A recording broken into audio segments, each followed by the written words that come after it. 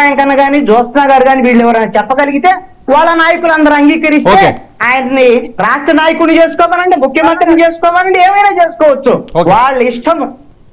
ఏంటి జ్యోత్స్న గారు? వర్మ గారు ఇప్పుడు వీళ్ళ నిజంగా కూడా వీళ్ళ బాధ ఏంటో నాకు అర్థం కాలేదు. మీరు ఒక ప్రశ్న అడిగారు, I gave you an answer. అంటే అది బుద్ధా వెంకన్న గారు ఒక మాట అన్నారు, దానికి సంబంధించి నిజమేనండి. If it is and also నా స్టేట్మెంట్స్ మరి వీళ్ళు ఎందుకు వినరో వినాలని అనుకోవట్లేదో నాకు తెలియదు. కృష్ణాంజనేయులు గారితో సహా నేనేమన్నాను, నారా లోకేష్ గారికి మంచి ఫ్యూచర్ ఉందండి పార్టీలో అన్నాను. నేనేమి ఇప్పుడు కూర్చొని ఇమ్మీడియట్ గా ఆయనేమి మా జాతీయ అధ్యక్షులో లేకపోతే రాష్ట్ర అధ్యక్షులో చేస్తున్నానని అనలేదండి. నేను మళ్ళీ చెప్తున్నాను, ఎవరు ఎంత కడుపు నొప్పి తెచ్చుకున్నా సరే ఇష్యూ ఏంటి అని తెలుగుదేశం పార్టీకి ఒక ప్రొసీజర్ ఉంటుందండి. ఆ ప్రొసీజర్ ప్రకారమే ఎవరైనా వెళ్తాం. ఇప్పుడు ఆయన అన్నారు వల్లరామయ్య గారు ఇంకోలో yes sir, everybody is given that due respect and due importance in Telugu Desam party.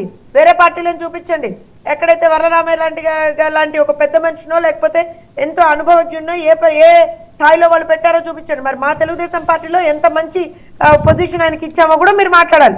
ఇవన్నీ మాట్లాడకుండా కన్వీనియంట్ గా నారా లోకేష్ గారి గురించి అవును నారా లోకేష్ గారు ఒక పార్టీ జనరల్ సెక్రటరీగా పార్టీలో ఉన్నటువంటి మిగతా జనరల్ సెక్రటరీలు ఏవైతే పని చెయ్యాలో అవి చేస్తూ అట్ ద సేమ్ టైం కార్యకర్తల సంక్షేమ నిధికి ఇన్ఛార్జ్ గా ఆయన ఉన్నారు కాబట్టి కార్యకర్తల సంక్షేమాన్ని కూడా చూసుకున్నారు అనేటువంటిది నేను చెప్పాను. డెఫినెట్ గా హి గాట్ బ్రైట్ ఫ్యూచర్. చాలా మందికి తెలుగుదేశం పార్టీలో చాలా మందికి ఒక మంచి మనం పని చేస్తే ఒక మంచి అవకాశాలు వస్తాయండి తెలుగుదేశం పార్టీలో. వేరే పార్టీలా కాదు మా దగ్గర. ఎవడో పోయి నాయకుడు కాళ్ళకు మడుగులొత్తితే కాదు, పని చేస్తే ప్రజల పక్షాన పని చేస్తే ప్రజల కోసం పని చేస్తే ఖచ్చితంగా తెలుగుదేశం పార్టీలో అవకాశాలు వస్తాయి. అండ్ అందులో ఎవరు అతిథులు కాదు. నేను మళ్ళీ చెప్తున్నాను, తెలుగుదేశం పార్టీలో ఏ పదవి మనకి రావాలన్నా సరే దగ్గర ప్రొసీజర్ ఉంటుందండి. ఎస్పెషల్లీ జాతీయ అధ్యక్షులు కావచ్చు, రాష్ట్ర అధ్యక్షులు కావచ్చు, దానికి ఒక ప్రొసీజర్ ఉంది. దానికి ఆమోదాలు రావాలి. ఎవరు పడితే వాళ్ళు ఏ రకంగా పడితే ఆ రకంగా వచ్చే పరిస్థితి ఉండదు.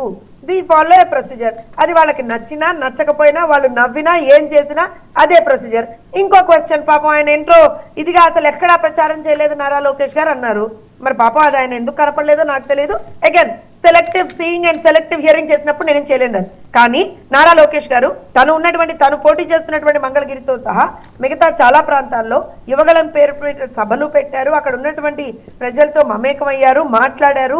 ఎక్కడికక్కడ ఏమంటారంటే క్యాంపెయినింగ్ లో భాగస్వాములుగా ఉన్నారు. ఒకవేళ అది వాళ్ళకి కనపడలేదనుకోండి, ఐఎమ్ నాట్ రెస్పాన్సిబుల్ కదా.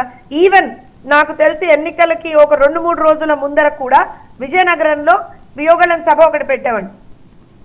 నేనే ఉన్నాను ఆ సభలో కూడా. ఒకసారి వీళ్ళతో పోనీ కావాలంటే మీకు ఆ లిస్ట్ ఆఫ్ సభలు ఎక్కడెక్కడ ఆయన పార్టిసిపేట్ చేశారో, ఎక్కడెక్కడ క్యాంపెయినింగ్ చేశారో నాకు తెలిసి మీ దగ్గర ఉంది వర్మ గారు. మీరు కవర్ చేశారు ఆ సభల్ని. మళ్ళీ మీరు కూడా ఏం మాట్లాడకపోతే ఎట్లాగా, మీరు కవర్ చేశారు కదా ఆ సభలన్నింటినీ. ఎక్కడ ప్రకాశంలో ఎక్కడ ఒంగోలులో చేశారు, ఎక్కడ విజయనగరంలో చేశారు, ఎక్కడ మిగతా చోట్ల చేశారు అనేది మీకు తెలుసు. మీ దగ్గర ఫుటేజెస్ తో సహా ఉన్నాయి కదా. సో డెఫినెట్ గా ఇవాళ రోజు నేను నిజంగా మళ్ళీ చెప్తున్నా, వాళ్ళ బాధ ఏంటో నాకు ఇప్పటివరకు అర్థం కాలేదు. ఇప్పుడు చంద్రశేఖర్ గారు మాట్లాడారు. ఎస్, యాజ్ అ పొలిటికల్ పార్టీగా చంద్రశేఖర్ గారు అందులో ఒక ఎమ్మెల్యే కంటెస్టెంట్ గా ఉన్నారు కాబట్టి పర్సనల్ గా I also wish him all the best.